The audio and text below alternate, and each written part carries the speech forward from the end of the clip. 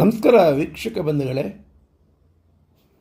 ನೋಡಿ, ಬನಶಂಕರಿ ದೇವಾಲಯದ ಸ್ಥಿತಿ ದಿನೇ ದಿನೇ ದಿನೇ ದಿನೇ ಕ್ಷೀಣವಾಗ್ತಾ ಹೋಗ್ತಿದೆ.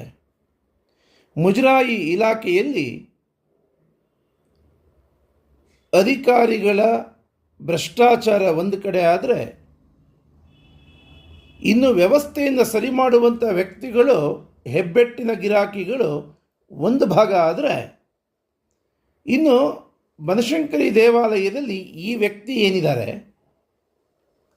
ಆಫೀಸ್ ಎದುರುಗಡೆ ಚೇರ್ ಹಾಕಿ ವಿಶೇಷವಾಗಿ ಈತನಿಗೆ ಆಸನ ಮಾಡಿ ಕೂರಿಸಿದ್ದಾರೆ.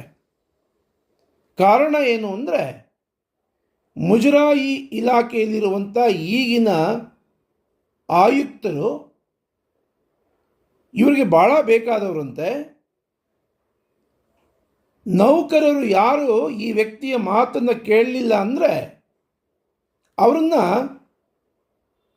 ಅಮಾನತುಗೊಳಿಸುವಂಥದ್ದು.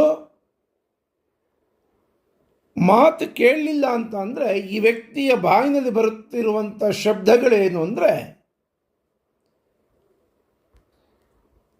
ನೌಕರರಿಗೆ ಸೊಂಟದ ಕೆಳಗಿನ ಶಬ್ದಗಳನ್ನು ಉಪಯೋಗಿಸುವಂಥದ್ದು. ಬೂಟ್ನಲ್ಲಿ ಹೊಡಿತೀನಿ ಅಂತ ಹೇಳಿದ್ರೆ ಅರ್ಥ ಏನ್ರಿ? ಮುಜರಾಯಿ ಇಲಾಖೆಯಲ್ಲಿ ಟೆಂಪಲ್ ಎಂಪ್ಲಾಯೀಸು ಕೆಲಸ ಮಾಡ್ತಿರೋದು ಇಂಥ ಕೆಲಸಕ್ಕೆ ಬಾರದ ವ್ಯಕ್ತಿಗಳ ಕೈನಲ್ಲಿ ಬೂಟಲ್ಲಿ ಹೊಡೆಸ್ಕೊಳ್ಳೋದಿಕ್ಕ?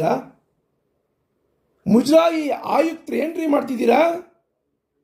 ಅಕಸ್ಮಾತ್ ಇವರು ನಿಮಗೆ ವಿಶೇಷವಾದ ವ್ಯಕ್ತಿಯಾಗಿದ್ದರೆ ನಿಮ್ಮ ಮನೆ ಮುಂದೆ ಚೇರ್ ಹಾಕಿ ಕೂರಿಸಿ. ಬನಶಂಕರಿ ದೇವಾಲಯದಲ್ಲಿ ವಿಶೇಷವಾಗಿ ಇವರಿಗೆ ಗೌರವ ಕೊಡೋ ಅವಶ್ಯಕತೆ, ಪುಕ್ಷಟ ಕೆಲಸ ಬೇಡ. ಮಾನ್ಯ ಆಯುಕ್ತರು ಇದರ ಬಗ್ಗೆ ಗಮನ ಕೊಡಬೇಕು. IAS ಅಧಿಕಾರಿ, IPS ಅಧಿಕಾರಿ ನನ್ನ ಜೇಬ್ನಲ್ಲಿದ್ದಾರೆ ಅಂದರೆ ಅರ್ಥ ಏನ್ರಿ?